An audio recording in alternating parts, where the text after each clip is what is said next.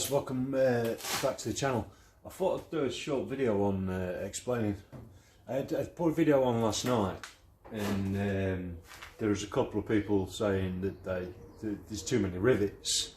There's going to be too many rivets showing once it's done and all that lot, compared to a standard. You wanted it looking, I can understand that. I was saying I wanted it to look as original as possible, and to go back to standard it's full restoration. But there's going to be extra rivets on there, and I'll explain what's going to happen with them rivets. I will say that that rivet there, and there, if you look on the series 3s, them rivets are there from the factory.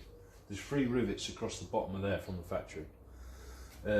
So we're going to eliminate the only rivet you should see, and I'll admit a mistake in a minute. We'll admit a mistake in a minute. The only extra rivet you're going to see on the bottom of there, out of them 5 rivets, is that one. You're going to have 1 extra rivet. That rivet comes out. I've only put that there just while the bonding stuff goes off.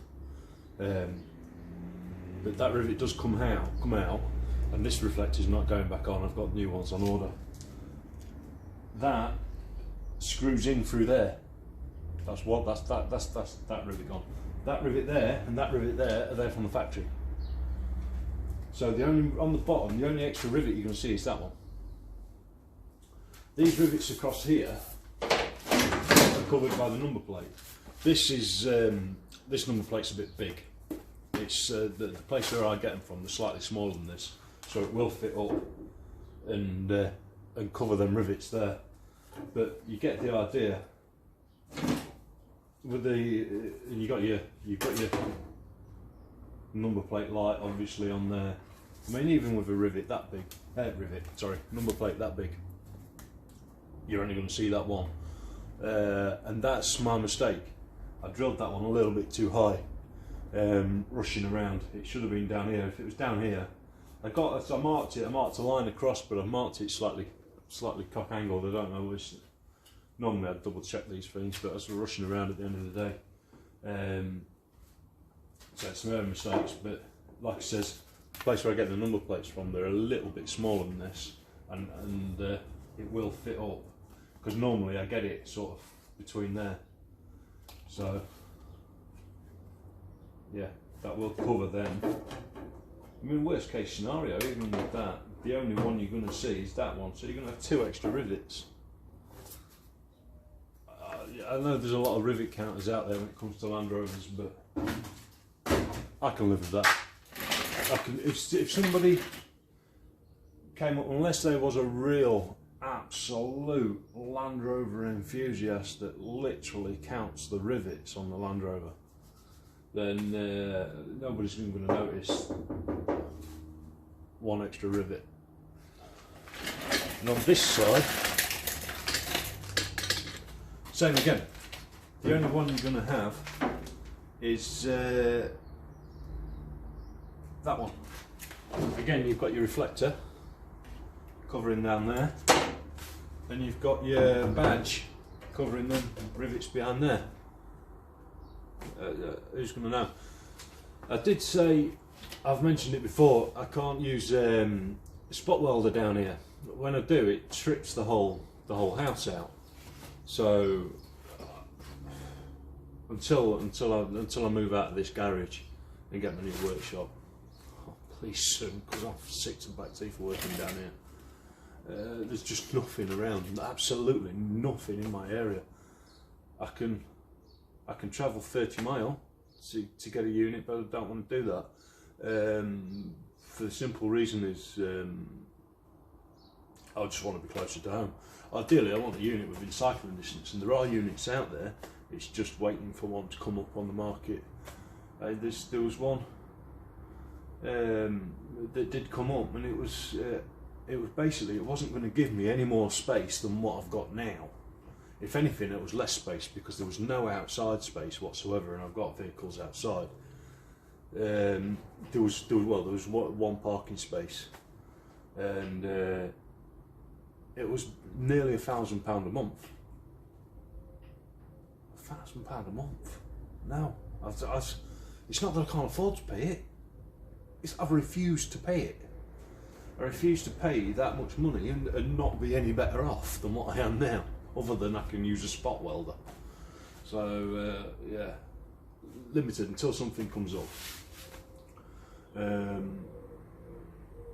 Yeah, I just thought I'd explain that to you. Yeah, there was a couple of comments saying there's too many rivets and stuff like that. You know what I mean? I'd spot welded it and stuff like that. Because my mate's got a spot welder. In fact, he's got two, and we've tried them both down here. Granted, on steel, not aluminium. Alloy might be. I'm sure it'll draw less current, but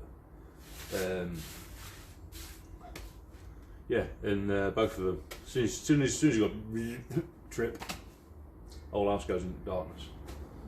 So yeah. So I don't know why. It's just a really sensitive fuse box, I think. Once I might try it again. I'm having an extension built on the side of the house, so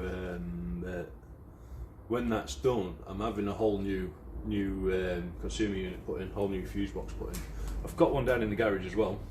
That one doesn't trip out. That one's fine. It's the one on top of the house. But yeah, once the extension's built, we'll be having all new electrics put in, and it'll need. It's quite a small unit, so we'll need to put a bigger unit in there. So I'll try it again. I'll see if that works. I mean, the house is what, 30 meters away. So yeah, I'll try that once all that's done. If I'm still in here, if I still haven't got a unit, then yeah.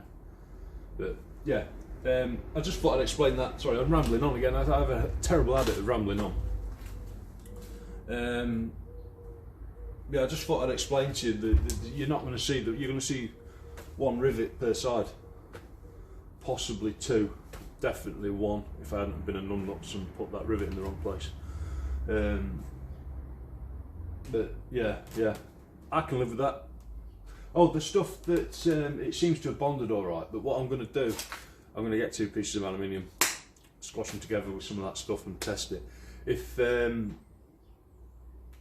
it's easy to pull apart, I should have done this to start with, really. If it's easy to pull apart, then all I'll do, drill the rivets out, take the panel out, and go and get some proper stuff in there. But you don't know these products until you try them. I was recommended speaking to somebody about it, and they says, yeah, they've used that stuff for bonding panels on, and so you don't know till you try these things.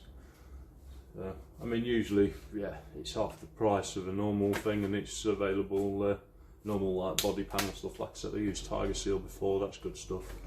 And we recommended Sikaflex and stuff like that. But yeah, that's half the price. I thought I'd try it. You don't know until you try things. You can try that and then find out it's better than all the other stuff. You don't know. There's nothing to lose by trying it other than a fiver on a tube of stuff and a bit of time drilling some rivets out. But yeah, ideally, use your brain. I should have just tested it first. But right, I'm rambling again. I'll sod off now. Right, thanks for watching, guys.